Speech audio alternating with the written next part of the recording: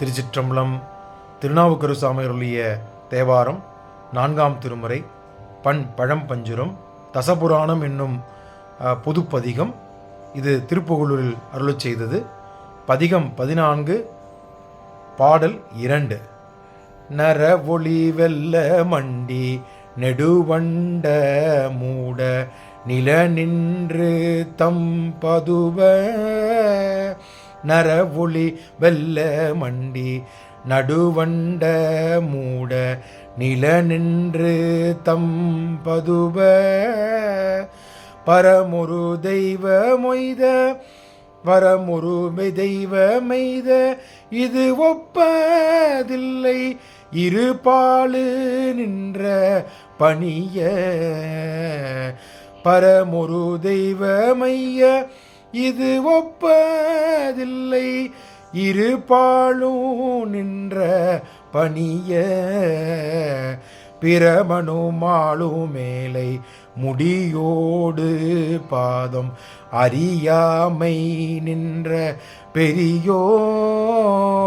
பிரமனு மாளு மேலை முடியோடு பாதம் அறியாமை நின்ற பெரியோன். பரமுதலாய தேவர் சிவனாய மூர்த்தி யாவன நமக்கோர் சரணே.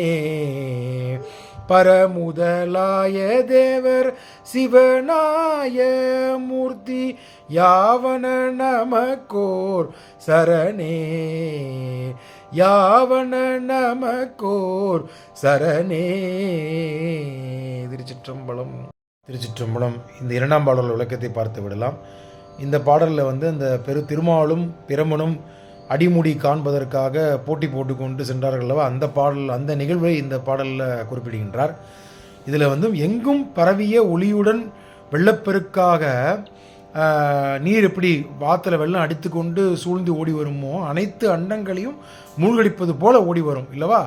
அதே போன்று நிலத்தில் நின்ற தீப்பிழம்பாக பரம்பொருளாகிய சிவபெருமான் நின்றபோது அந்த தீப்பிழம்பின் ஒத்த தூண் போல மேலேந்து ஆகாசத்திலிருந்து கீழே பூமியை பிழைத்து கொண்டு சென்பதை பார்த்து பிரமனும் தீமாழும் தீப்பிழமை பார்த்து இந்த மாதிரி முன்னாடி நாம் கண்டதில்லை அப்படின்னு சொல்லி பேசிக்கொள்கிறார்கள் அல்லவாம்.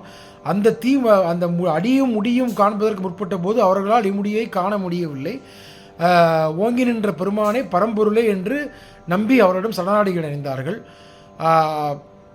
திருமாலுக்கும் பெருமானுக்கும் இருவருக்கும் மற்றுள்ள அனைத்து தேவர்களுக்கும் பெரியோனாகிய நின்ற மூர்த்தின்னு சொல்லி இந்த பாடலில் எம்பெருமான் பற்றி அப்பர் சுவாமிகள் குறிப்பிடுகிறார். எல்லோருக்கும் முதன்மனாக விலகி கொண்டிருப்பவர் சிவபெருமான் என்று சொல்லி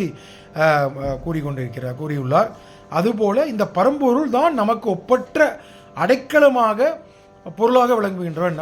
நம்ம ஜென்மத்தில் மனிதராக இருக்கக்கூடிய மனித ஜென்மத்திலும் இருக்கக்கூடிய நம்மருக்கும் அத்துணை உலகில் உள்ள அத்துணை ஜீவராசிரியருக்கும் ஒப்பற்ற ஒருவனே சிவபெருமான் என்று சொல்லி இந்த பாடலை முடிக்கின்றார் அப்பர் சுவாமிகள். திருச்சிற்றம்பலம்.